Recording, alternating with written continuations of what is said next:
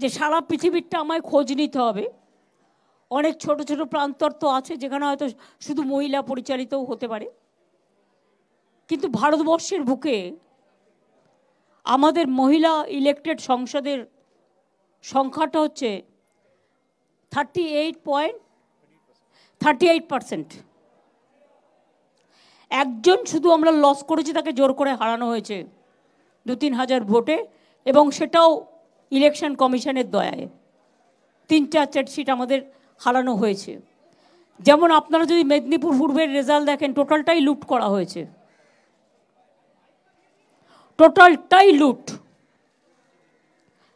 DM change করেছে, আইসিগুলো change করেছে, পুলিশের সেন্ট্রাল ফোর্স দিয়ে টোটালটাই রেড করা হয়েছে।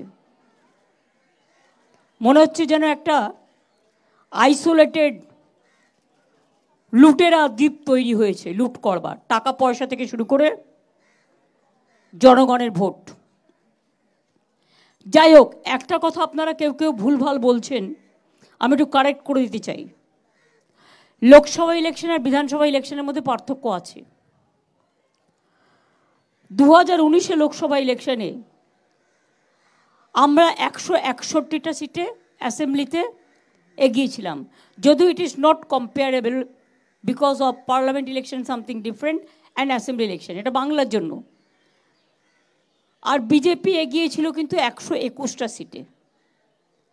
এবারে অনেক জায়গায় মিথ্যে কথা বলছে বা খাওয়াচ্ছে, এবং আপনারা সেটা গদগদ করে দেখাচ্ছেন, এখনও লজ্জা হয়নি। এবারে 2024 ইলেকশনে 192টা সিটে আমরা এগিয়ে আছি, যেটা আমরা ছিলাম 19-এ 161টা, 64টা না, আমার কাছে আছে 161টা, আমি রেকর্ড ছাড়া বলবো না।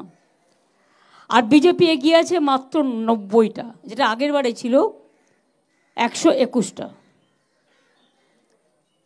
কাজেই আশা করি সত্যি কথাটা বলবেন, সত্যটা মানুষের কাছে যাতে যায়।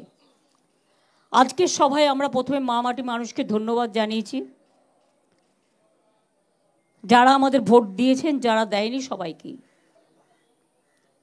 কে কাকে ভোট দেবে না দেবে এটা তার নিজস্ব অধিকার, কিন্তু সবাই মিলে যেন শান্তিতে ঐক্যবদ্ধভাবে বাংলা যেভাবে আগে চলছিল সেভাবেই যেন চলে, সেই জন্যই মানুষকে ধন্যবাদ জানিয়ে রেজুলেশন নেওয়া হয়েছে।